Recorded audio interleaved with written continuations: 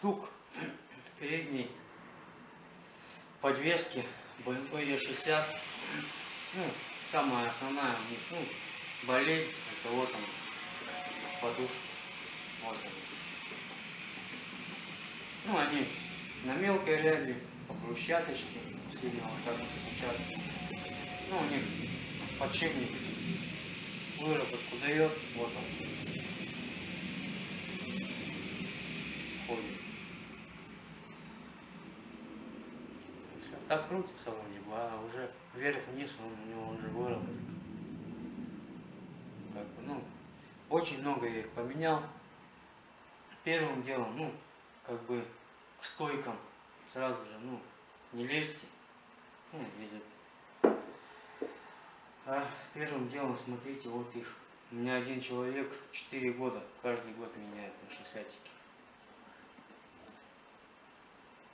Перед тем, как заменить опорную подушку на BMW E60, как бы я рекомендую всегда сразу же ставить новые пыльники и отбойники.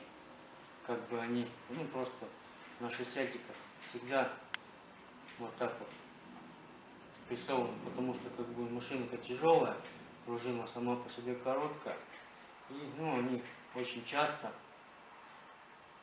из-за них стирает штака под пыльниками.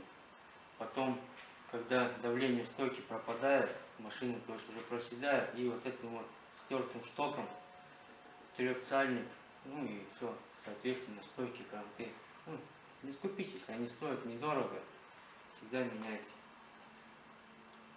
Замена опорной подушки. Ну, опорные подушки, как бы, в магазинчике у меня есть. Пыльники, отбойники, в магазинчике у меня тоже есть. А магазинчик, ну, просто в поисковике набирайте амортизаторщик. Ну, а там уже найдете все, что вам нужно. Как бы и для своего автомобиля, допустим, BMW E60, ну и как бы по амортизаторам, ну, на все марки автомобилей и моделей, ну, которые на складах в России есть, все стойки есть полностью. Ну, этого полно на всякие автомобили.